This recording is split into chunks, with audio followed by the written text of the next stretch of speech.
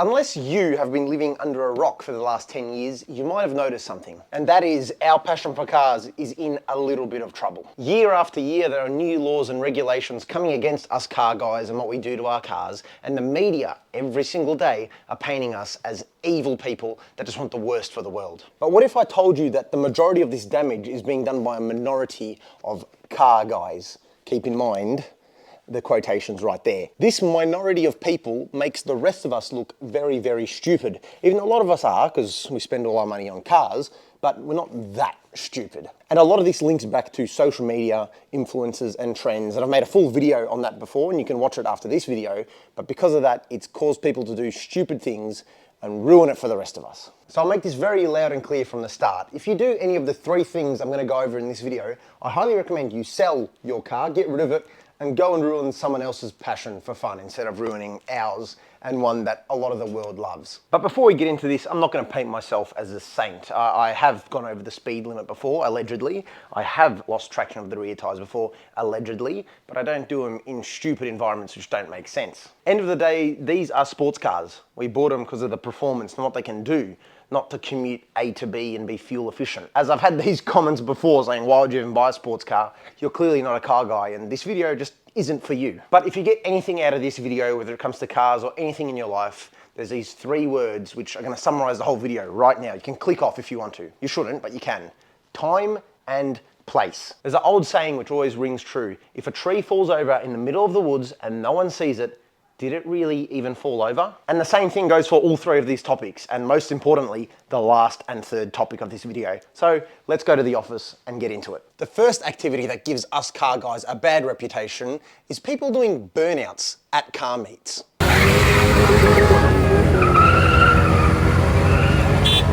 You're probably thinking, Nick, you just said you like doing the occasional burnout in your M4.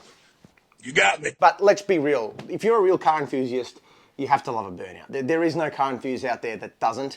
If you just say that, it's because you've been tricked into thinking that, or you're just lying. The act of doing it itself isn't necessarily the bad thing. It's you doing it for 10 seconds of fame and attention, which brings the whole community down. Car meets happen all over the world. In Japan with JDM meets, in Europe with supercar meets, and in America with muscle car meets.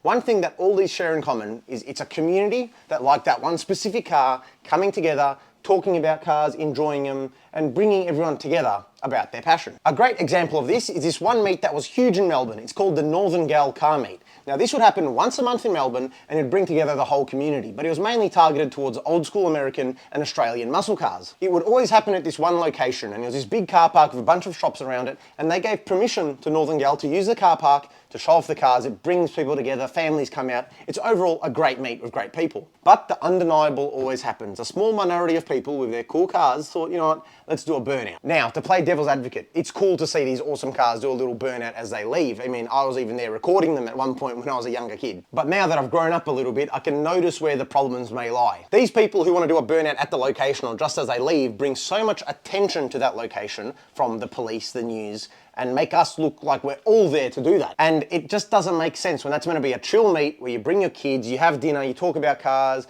you pop the bonnets, look at what you got, give it a little rev here and there. Very family-friendly type of meet.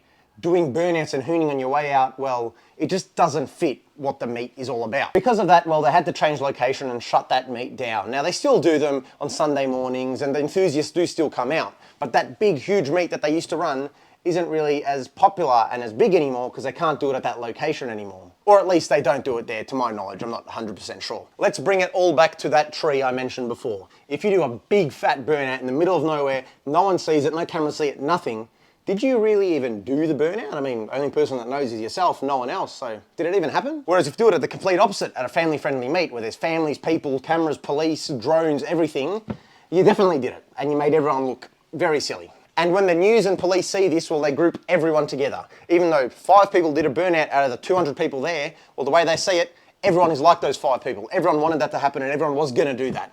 Because it's always the minority that cause the problems for the majority. And the problem with that is the police will start treating those people who are genuinely there to talk about cars like the people who were hooning. So they'll start defecting people and hassling these people who had nothing to do with it. They don't endorse what they did, but they have to reap the effects of the consequences. So the first point, if you're doing burnouts at family-friendly car meets, to get attention, well, you're only getting bad attention and people don't want you there. If you want to go out and do them and get attention, do it for people who actually care about it. You know, you've got burnout meets and illegal meets, go do it there. But at the family-friendly meets, which try to bring people together, you're just getting bad attention, not good attention. So don't do that. The second activity that's become really popular recently, and its fame is pretty much completely accredited to social media, is something known as swimming.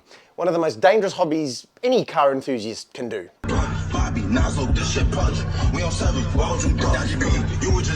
I just noticed from that last clip that my set is falling apart with my tablecloth, but you know what, I'm trying guys. As you could see from those clips, swimming, it's pretty much trying to fit in the narrowest gap you can at the highest speed you can. Admittedly, it is pretty cool. These high performance cars cutting in and out of traffic at super high speeds, making it look like nothing, like they can do it with their eyes closed. And I will give credit where credit is due. Some of these people, like Where's 981 and Squeeze Benz, are very skilled drivers. But when people see people doing this online who are good at it and start doing it themselves, well, that's when problems can arise. But on the same token, the people who are good at it, like these influencers, well, they can crash also, and they have crashed also. You don't need to have a PhD in common sense to see how dangerous this can be. One little misjudgment of you thinking the gap's a bit bigger than it is could lead to multiple funerals in 1 second of you making a little misjudgment at 200 kilometers an hour. And again, I'm gonna keep beating this dead horse and keep making this point known. If you were speeding in the middle of nowhere and no one saw you, no one would know you did it. It didn't even happen. But if you're doing it in the middle of busy freeways, especially in New York, one of the most densely populated cities in the world, well, everyone sees you doing it. The news non-stop are talking about you and making articles about you. And yes, you look like you're this cool, mysterious people, but you're influencing people to do things that are so dumb and have led to multiple deaths. It's just so stupid because it makes people like me who like my car and I like going fast at the right time and place, make me look like I want to go out there and cut up traffic and potentially hurt people which don't even care about my car or fast cars. Like I mentioned, this is mainly happening in New York, and there's been a lot of street racing takedowns of the police with task force and operations, and they're cracking down on this very hard, which I can understand. And normally I'm against the police and the government, but I can understand why they're doing it. Because of this, anyone who drives a sports car or a modified car, well, they're in trouble. They're gonna pull you over, gonna ask you a million questions and treat you like you are a criminal, not just a car enthusiast. And on a little side note, literally 2 days ago, I saw it come up on my Instagram. There's some people in Australia, in my state of Victoria, well, they claim Mexico, but they're doing the same thing here in Australia. Please, I beg of you, don't bring this rubbish and junk to Australia. You're just gonna give us more police attention and more reason to get in trouble. Like, just think about it, please. You can see some of the stuff they're doing. I mean, they're not as good as the guys in New York, and hopefully they'll quit so they don't even get close to that level. Now, I'm gonna blur their name because I don't really wanna shout them out, because what they're doing, it's just dumb, guys. You're just ruining it for us all. It's awesome to see these professionals doing it. They're great drivers, but there's a trade-off to it. It's cool to see it on my Instagram while I'm sitting on the toilet, but it's not cool when I want to take my car out for a drive and I get treated like I am one of those guys. So it's just that knock-on effect which affects us all. So if you're into swimming, or you want to become a swimmer, or you're like these Australian crew that now want to be swimmers, sell your car. Get rid of it. Stop. Do it in a Assetto Corsa. I don't care. Just don't do it on our roads. And my third point, we've left the best till last. Well, in this case, the worst till last. And that is takeovers. Something that's huge in the States and hopefully doesn't become huge here in Australia.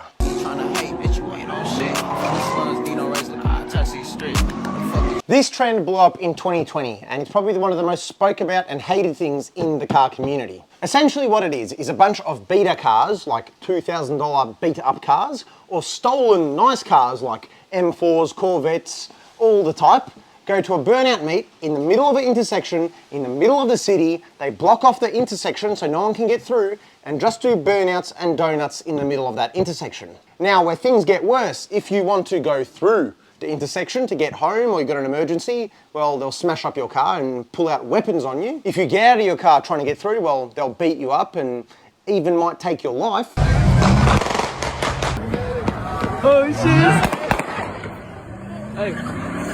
And on top of that, the cars, they just leave there when they finish, set them on fire, set off fireworks, just pretty much something you'd see out of an Armageddon movie or on The Purge. It doesn't seem like real life. And in no way in the world these people can be considered car enthusiasts. They're literally just criminals. Flat out, no open for interpretation, no. They're just criminals. If you go to a takeover, you can pretty much ensure that someone's going to get hit by a car that's involved in it. Someone who's trying to get through it will get assaulted in some way, and cars will be destroyed, whether that's their personal cars or most of the time stolen cars, someone's pride and joy, which have stolen and then went and destroyed. There is no interpretation. A car guy would never do this. If you do, and you call yourself a car guy, you can keep the C at the front, but the last letters are criminal. You're a criminal. Like everything I've said in this video, you can go do donuts in the middle of nowhere. It's actually quite popular here in Australia, where they do burnout meets out in the middle of the bushes or the forest or wherever it is when no one's around.